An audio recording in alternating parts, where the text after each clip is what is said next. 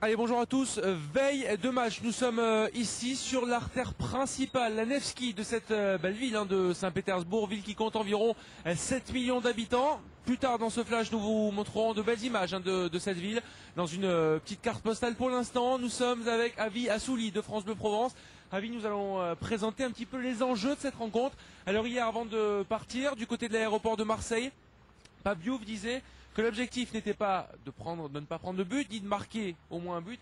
L'objectif était tout simplement de se qualifier. L'OM affiche ses ambitions. L'OM a clairement envie d'aller au bout de cette Coupe de l'UEFA. Comment le ressentez-vous également? Pareillement, se qualifier, Christopher, c'est marquer un but, c'est aller de l'avant. Et la philosophie du coach, Eric Guéretz l'a prouvé déjà, avec cette fabuleuse attaque qu'il a, avec ses éléments fabuleux. Je pense que attaquer, c'est marquer, c'est se qualifier aussi. Avis, au match aller, on a vu un score de 3-1 en faveur de l'Olympique de Marseille. À 3-0, tout allait bien. À 3-1, certains disent que ce but peut contrarier l'Olympique de Marseille. D'autres disent qu'il est anecdotique. Qu'en pensez-vous? Ça peut contrarier, mais ça sera anecdotique. On le saura après, par hasard, et tant mieux si l'OM marque un ou deux buts. Donc ça sera anecdotique. Par contre, je sais que ça va pas être le même match que ce que les Olympiens ont fait à Moscou. Là, ils seront concentrés parce qu'il y a ce fameux but marqué à l'avance. Au départ à Moscou, c'était 3-0. Ça aurait pu être de la même facture, mais là, ils seront hyper concentrés. Avis, pour terminer avec vous, l'OM marche bien en ce moment. L'OM reste sur une série de 3 victoires, 2 à domicile et 1 à l'extérieur. Comment envisager la rencontre ce soir, sachant que l'OM a une énorme force offensive avec un Djibril Cissa en grande forme, un Mathieu Valbuena étincelant et un Mamadou Niang qui revient de blessure, mais qui pourrait également être décisif demain soir.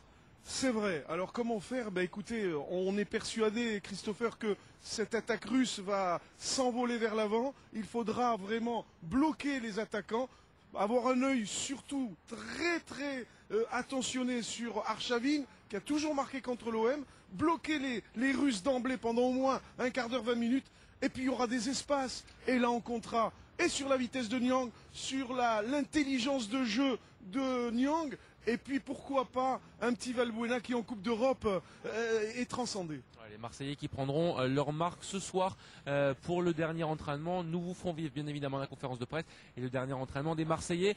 Merci Avi d'avoir été avec nous. Moi je vais vous faire vivre un petit peu l'ambiance de cette ville. Je vais vous faire découvrir un petit peu cette magnifique ville de Saint-Pétersbourg. Suivez-moi. Allez, nous voici du côté de l'église Saint-Sauveur du Sang versé. Vous la voyez derrière moi, elle a été érigée en 1883 à l'endroit même où Alexandre II le Tsar fut assassiné 2 ans plus tôt. Cette église somptueuse, pleine de couleurs et assez originale, ressemble à celle que l'on peut voir du côté de Moscou sur la place Rouge. Voilà pour la petite carte postale. Je vous propose d'ici quelques secondes un petit tour en taxi avant de terminer ce flash. Je vous rappelle bien évidemment la température, il fait en dessous de 0, il fait donc assez froid. C'est ce soir du côté du stade Petrovski que les Marseillais effectueront leur premier et dernier entraînement avant la rencontre importante de demain soir en 8e de finale, retour de la Coupe de l'UEFA. Regardez, les canaux qui bordent cette église sont quasiment gelés.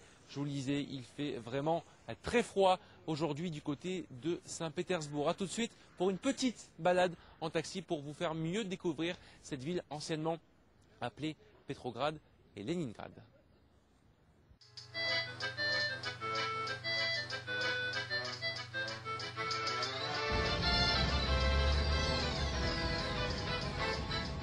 Allez, comme promis, nous voici dans le taxi russe, un taxi un petit peu bizarre. On vient de manquer d'avoir un accident il y a quelques secondes. Mais voilà, une petite balade. On va du côté de l'Ermitage avant de se rendre à notre hôtel. Je vous propose une petite balade filmée par William Samato, des images exclusives de Saint-Pétersbourg, une ville magnifique. Un petit voyage du côté de la Russie pour terminer ce flash.